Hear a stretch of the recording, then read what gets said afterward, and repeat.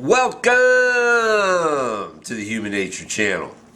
I'm your host, mtamsula, also known as Daddy Baby on Twitter. And what am I doing here? Well, today I'm here to ask you a very important question. Do you like Japanese monster movies? I love Japanese monster movies. I'm 64 years old, and I got a copy of Godzilla from 2016. Yeah, I've been a fan for a long time. In fact, I even remember the first time I saw some of Godzilla. I was 4 years old. And down here in Pittsburgh, we have Channel 4 WTAE, and I think they started playing Godzilla at like 11 a.m. So around noon, Mom turns on the TV, and I get to see like the last third of Godzilla. I'll never forget it. Mom is over there ironing, and I'm getting my mind blown.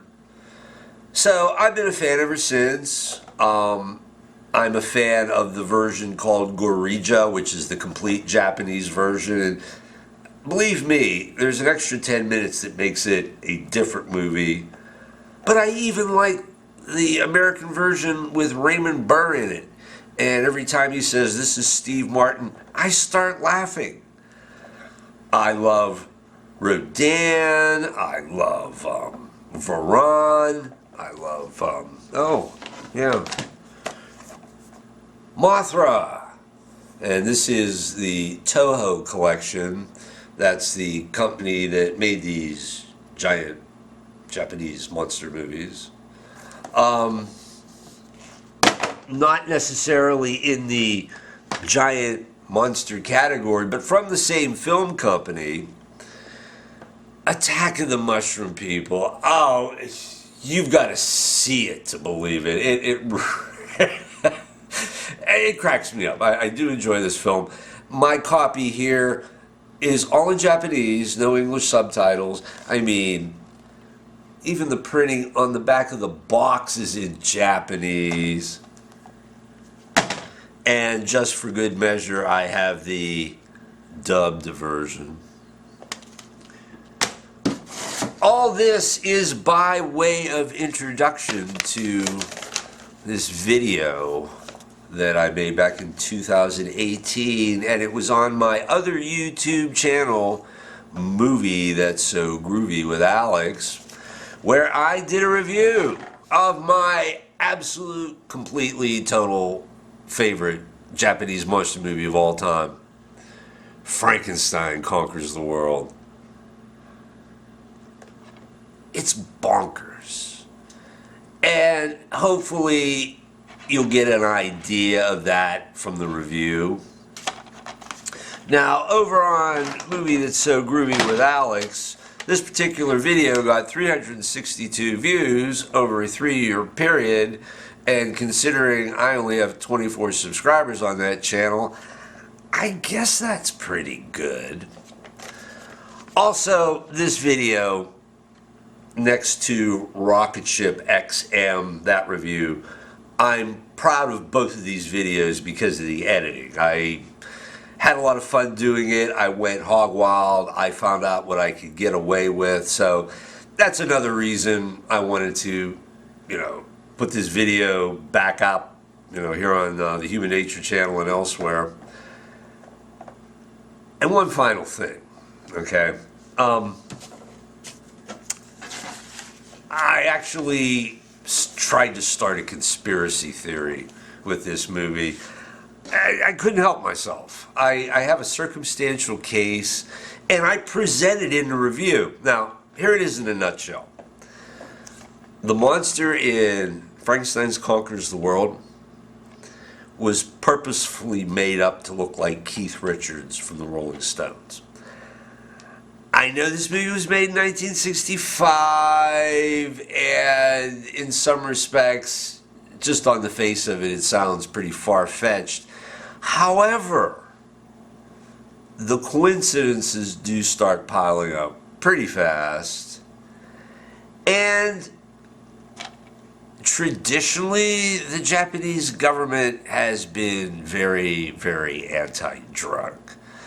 So all I can say is, who knows, and enjoy the video.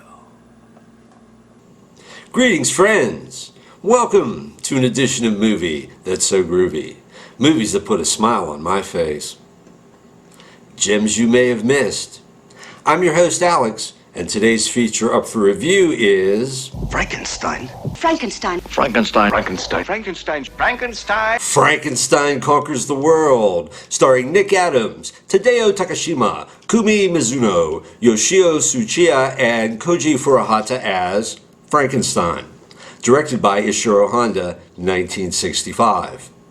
Japanese film director Ishiro Honda had a career spanning over 60 years, and starting in 1951 with his first feature, he went on to direct nearly 50 movies. Best known by American audiences for his kaiju films, kaiju being Japanese for strange beast, he is the man who brought us Godzilla, Rodan, Varan the Unbelievable, Mothra, and many, many other gleefully apocalyptic orgies of destruction that are really kid-vid at heart. But of all of his giant monster movies, Frankenstein Conquers the World is one of my favorites, and that's because it's completely, lovably bonkers.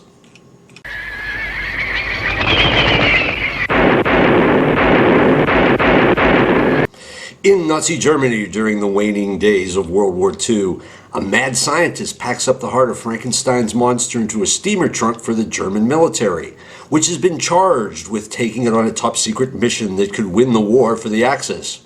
The plan is to transport it by Das Boot beneath the Horn of Africa to the mid-Pacific, played just for this movie by the Indian Ocean. The heart is transferred from the U-boat over to a Japanese submarine.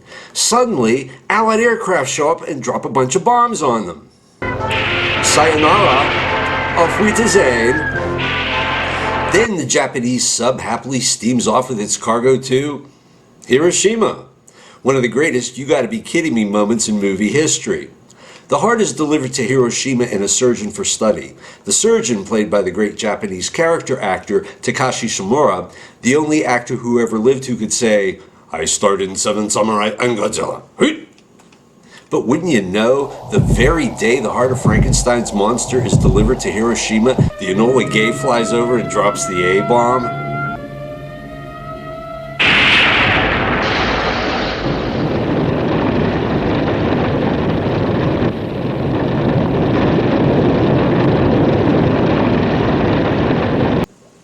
What are the odds of that, huh?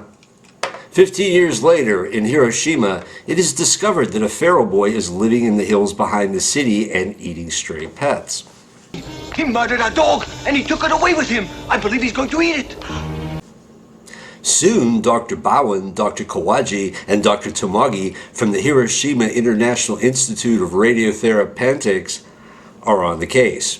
Here we see Sueko making friends with Frankenstein's monster by tossing him a bag of raw meat. Truly, the quickest way to a man's heart is through his stomach. And after a hunt, Bowen and Sueko find feral Frankenstein kid and take him back to the Institute. All right. Take it easy now. We're friends. Very nice. Meanwhile, at the Akita oil fields, the place blows all to hell.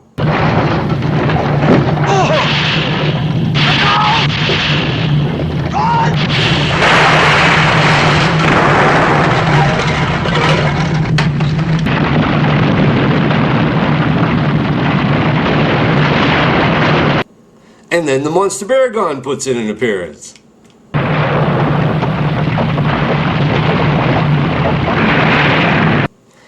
Baragon is something of a giant armadillo who can stand on his hind legs if he has to take a leak, and who can bury underground and destroy oil rigs for apparently no reason other than to give Frankenstein somebody to fight.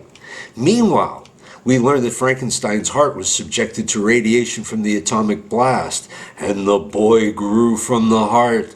Now, 15 years later, all this kid wants to do is eat and grow out of his clothes.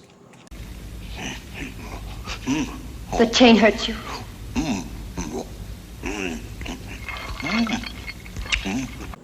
I'll bet there are fathers all over the world with teenage children sitting there thinking, Now, this being a Japanese monster movie, there is always one character who's a complete screw-up and makes a total mess of everything. And the award goes to Dr. Kawaji, who lets in the TV news crew to film the creature with predictable results.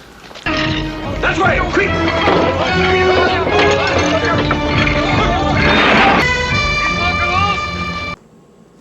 Getting back to Baragon, of all the giant Japanese monsters in all the Japanese monster movies I've ever seen, I like Baragon the best. Mothra, Varan, Rodan, they really didn't have much going for him in the personality department. But Baragon, he does have a personality. He's a snot-nosed punk. I mean, when you look at those rolling eyeballs, he's a schemer, all right. Like in this sequence where he raids the chicken farm knowing full well everybody in town is going to blame the big, tall, dumb guy with the flat head. If you've ever been accused of something you didn't do, I'm sure you can relate. So the last 15 minutes of the movie is the battle royale between Frankenstein, now 60 feet tall, and Baragon, which is the reason why anybody watching this movie would be watching in the first place. Ouch. I'll bet that hurts. The fight has this rambunctious romper room quality to it, which I enjoy. You almost half expect a giant 80-foot mom to step in and say, "Okay, boys, break it up."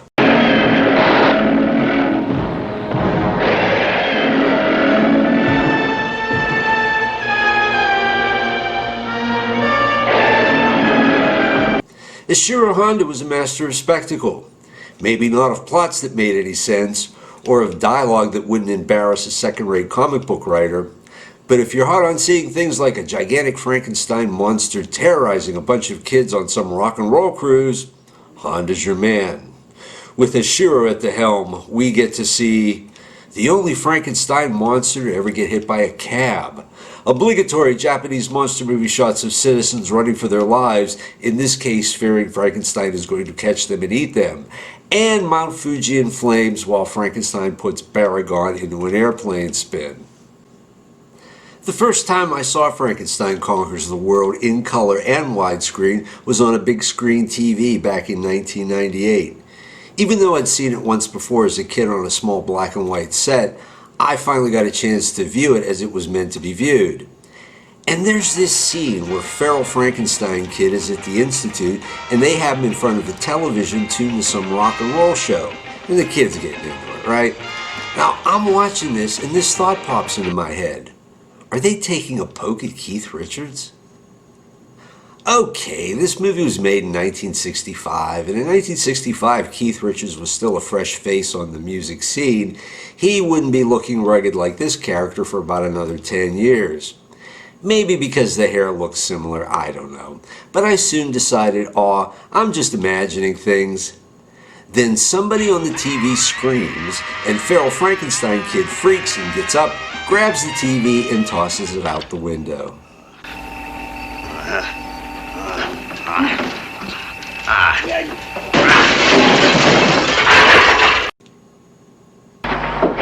Just make sure there ain't nobody there.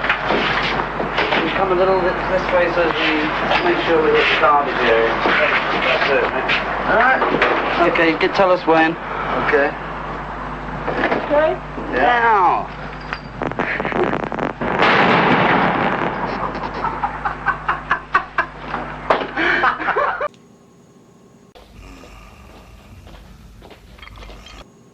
I'm just saying.